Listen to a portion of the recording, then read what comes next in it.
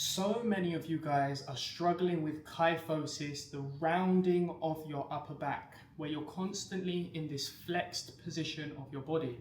The implications of this are endless, and we are going to dig deeper into that later on in the video. Contrary to what you believe, these types of movements, stretching out the front of your torso, as is stated here, is not one of the most effective strategies to fix this. Because you see, it doesn't matter how much exercise and how many face pulls you do, if your nervous system doesn't feel it's the right time and it doesn't feel safe in your body because it has other things to worry about, it's not going to allow you to improve your posture.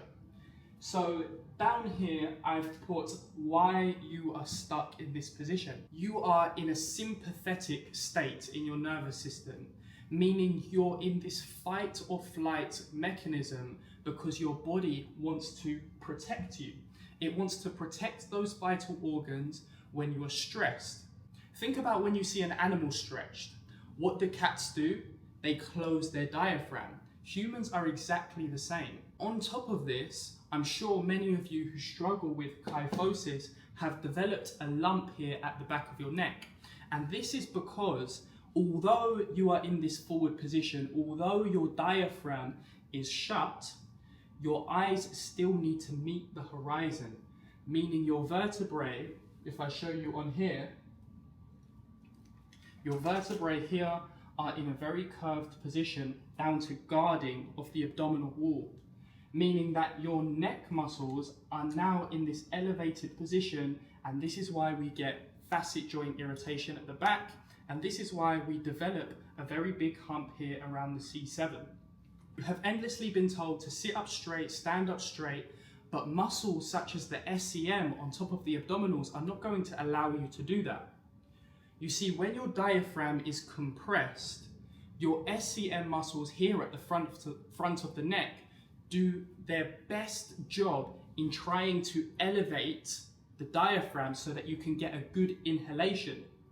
A quick test that you can do at home to see if your inhalation is inhibited is try to take a deep breath. Do you feel the expansion coming forwards, backwards, and to the side? And can you keep that deep breath for more than 5 seconds? If you quickly have to breathe out, it's because your diaphragm is not expanding and you're in that flight or fight state. So we've already spoken about why you are stuck with kyphosis. We've spoken about the least effective methods that you can do to fix this. So now we need to talk about what you can do. Here I have listed in order of the most important things that you have to do to improve your kyphosis. Because the only way to improve this is to first get your body into a parasympathetic state where it's now inhaling and opening your postural mechanisms up naturally. You're no longer in this stressed state, your cortisol levels have decreased, and your body can now actually implement 5, 6, and 7. So the first thing on this list is learning how to stack correctly. A lot of us are in this anterior pelvic tilt, which puts us in a rib flare. This is one of many examples as to why you have intra-abdominal pressure and you cannot fully inhale or fully exhale.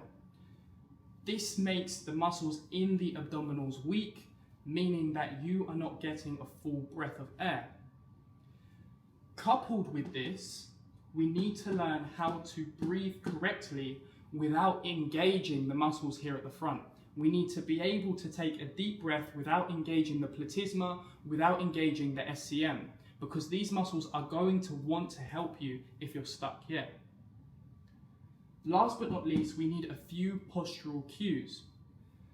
This is the order that I work with my clients in how to amend their postural imbalances and how to get them feeling and moving a lot better in their body. So I had a client who worked as an airline pilot, and his job was heavily focused on sitting for long hours. This puts you in a state of chronic flexion. So what we needed to do first was teach him how to expand his diaphragm in an upright position without constantly recruiting the neck. From here, we gave him postural cues. So when he was sat down at his desk, he had a headrest that he would never use. If you at home drive for long hours, sit for long hours, always try to use your headrest as a reference for your body.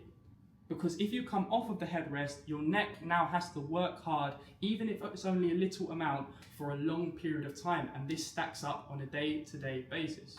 So I will now show you one of my favorite exercises to help all of these three and allow you to come into a better alignment and a better posture. A lot of you know me as an excellent manual therapist, and of course manual therapy can have a great impact on your positioning, on the way that your body moves and feels. But this is like me borrowing you flexibility. This is like me borrowing you good alignment. This is like me borrowing you increased range of movement. But if you want to have that as your own and secure it in the bank so that you don't feel like you constantly have to go for treatments and treatments and treatments to get any sort of relief, then you need to optimize each one of these three methods together and then move on to the more surface level stuff. You see, your body and your muscles fire off of joint positions. So if your alignment is off, if your joint positions are off, there is no point us trying to exercise, us trying to stretch and muscle through it, because we won't be getting a proper contraction or a proper stretch through these areas. When it comes to restacking the pelvis underneath the diaphragm, this is one of my favorite exercises to do so. You see, over 70% of people actually are in an anterior pelvic tilt, and we have spoken about the negative effects that this can have.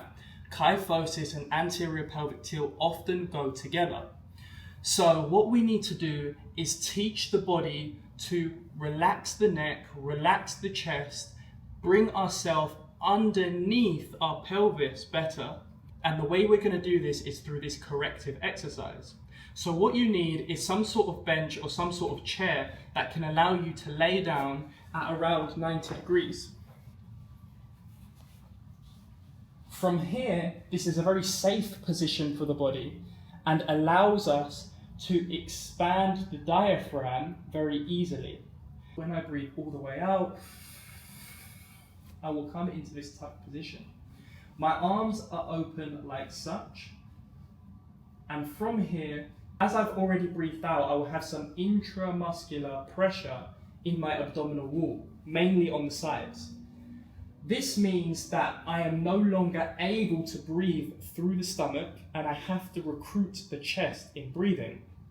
But remember, our SCM and our neck muscles are so tight that we need to switch them off. And the way that we do that is by restoring the natural curve in the neck with a towel. From here, I'm now forced to face up and have my chin up at the ceiling. With my chest open and my side abs engaged, I will then take a deep breath in.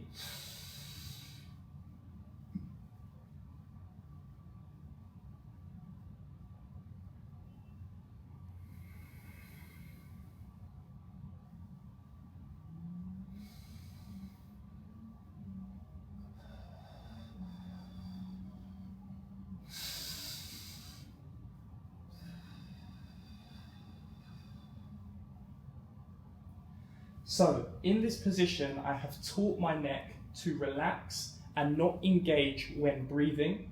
I have taught my pelvis to come underneath my torso, and I am able to get a good expansion in this chest area and decrease the guarding through the chest muscle and through the front delts due to expanding my diaphragm because my core is compressed. Now, of course, we can couple this with a number of different stretches, a number of different exercises to further aid this situation. And this is what I do with my one-to-one clients who come to me because of compensations. They are sick and tired of not being able to function in the gym. They are sick and tired of brain fog when at work. They are sick and tired of a constant neck pain that doesn't go no matter how many treatments they do. Or on the flip side, they go for treatments very regularly but only get a lasting relief for a couple of weeks or even a couple of days. The main problem is deep rooted in the nervous system, and the muscles are just pulling the pieces together.